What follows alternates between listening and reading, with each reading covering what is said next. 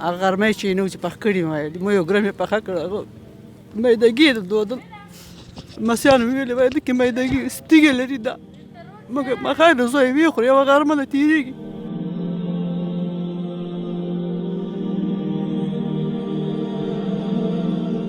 سلام علیکم ګرانو هیوادوالو، الحمدلله قمر خیریه بنسټ بغلان ته راورسېدو. څرنګه چې تاسو په جریان کې یاستئ، قمر بنسټ د ژمي په موسم کې مختلفو ولایتونو کې بېوزلو هیوادوالو ته مرسته کوي چې نن ورځ بغلان ولایت کې 50 مستحقو کورنیو ته خوراکي توکي په نظر کې نیولې دي.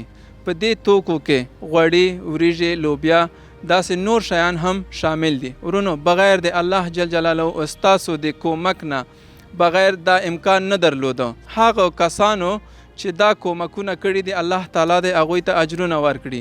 د کورنیو په انتخاب کومو ډیر کوشش کړی دی چې یتیمان، کونډې، بېوزله خلک منګه پیدا کو او مستحق کورنیو ته وسپارو. اوس به بعضې څو کورنۍ سره به وغږیږو. مورې، ژوند مو څنګه تیریږي؟ ژوند ډېر په ناکامۍ تېرېږي، ډېر مجبوري تېرېږي. زوی مې مړ، 4 تنه صغیران راته پاتې شول.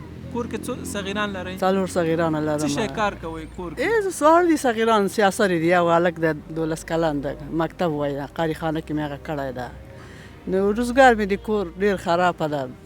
هغه غرمې چې نو چې پخ کړي مو یو ګرم یې پخه کړه هغه میدګي د دودل مسیان مې ویلې وای د کې میدګي ستیګې لري دا مګر مخای د زوی وی خو یو غرمه د تیریږي.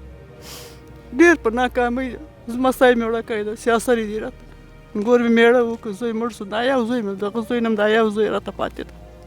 خو ډېر مجبوري را باندې تېرېږي. ژوند سخته ډېر سخته. دا زغال نه لرم، خاص نه لرم. سندلۍ کې مې مسیان څملولي دي. دغسې قصې دي. نو زویه دا سامان به تاسو ته انشاءالله څه کفایت وکړي؟ دا ډېر شی دی راته زویه. خدای پاک دا دنیا دی خدای درته رڼا کړي، هغه دنیا دی خدای درته رڼا کړي. دا ډېر شی دی ما ته زویه. اوس یو پیاله بوره ما سبا مسیانو ته مې چای تریخ ورکړ، تریخ چای مې ورته کېښود. مخای د زوی دا ورځ در باندې تېره شي. مورې، تېره شپه مو څه شی وخوړل؟ تېره شپه مو کچالو شلغم پخ کړي مو. کور کې څو نفر یاستئ فامیل؟ 4 نفره یاستو. خاوند مو څه کار کوي؟ خاوند مې مړ ده. خاوند مو مړ شوی ده؟ څو نفر یتیمان لرئ کور کې؟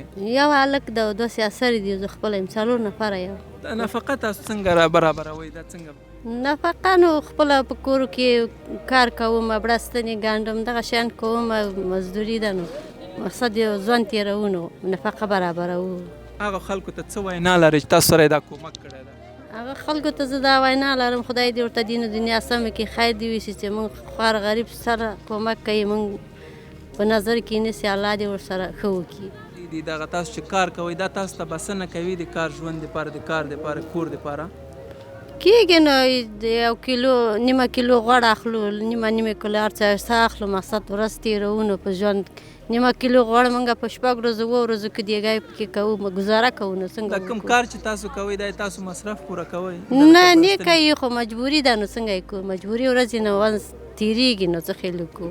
هلک مې وړاکی د کار نسي کولی، سبق وایي، نور سیاسر دي، هغه مړي دي. او زه خپله یم دا د کور ژوند مخکې وړم. نو مجبوري ده. تاسو بړستنې دا شیان ګڼئ؟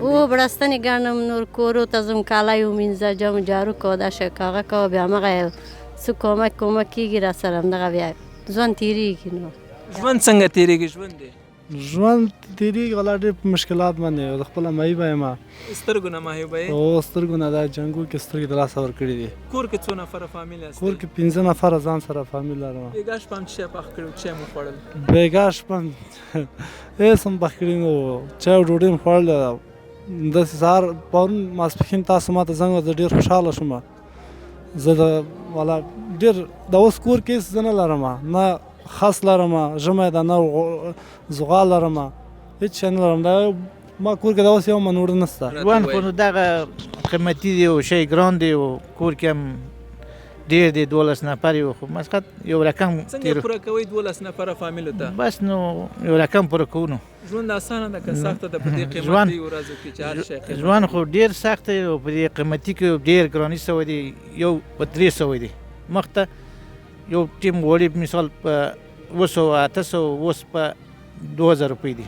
زندگی ما تیر میره، شکر دیگه بیگا و سبا نمی دا کشلاقا بگردید در برنج ها جمع کن یعنی میتور کار ده از مردم جمع میکنین؟ خانه قیمتی است زیاد است؟ قیمتی زیاد است. خانه چند نفر فامیل هستی؟ 5 نفر. ژوند خو دا ډېره مشکله ده، ډېره دغه ده، وخت خو ارزاني ورسه و د 20 کاله کېږي دلته وظیفه اجرا کوم، د 1800 نه نیولې تر 5000 پورې معاش هغه چې راکړي صاحب دوکان د سودا نه کېږي. زموږ دا ارمان دی چې موږ لاړ شو 1 کیلو غوښه د غویي یا د پسه موږ دا واخلو. نور هغه د ډېر سخت تېرېږي پر فامیل و.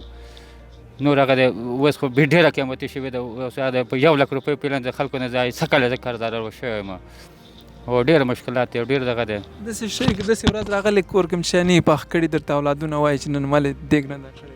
او ولې نه هر څه شته، دا ولې نه دي راوړي دیګ دغه دی. دا اوس تا پیلن پرون چې لاړم هلته یو ماشین و 1400 قرضدار و، ما ته ویل نور نه در کومه وړو او 15,000 روپۍ معاش څومره د مخکې راکړه هغه ټول دوکاندارانو واخیسته، اوس 1 روپۍ اوس جب کې نشته.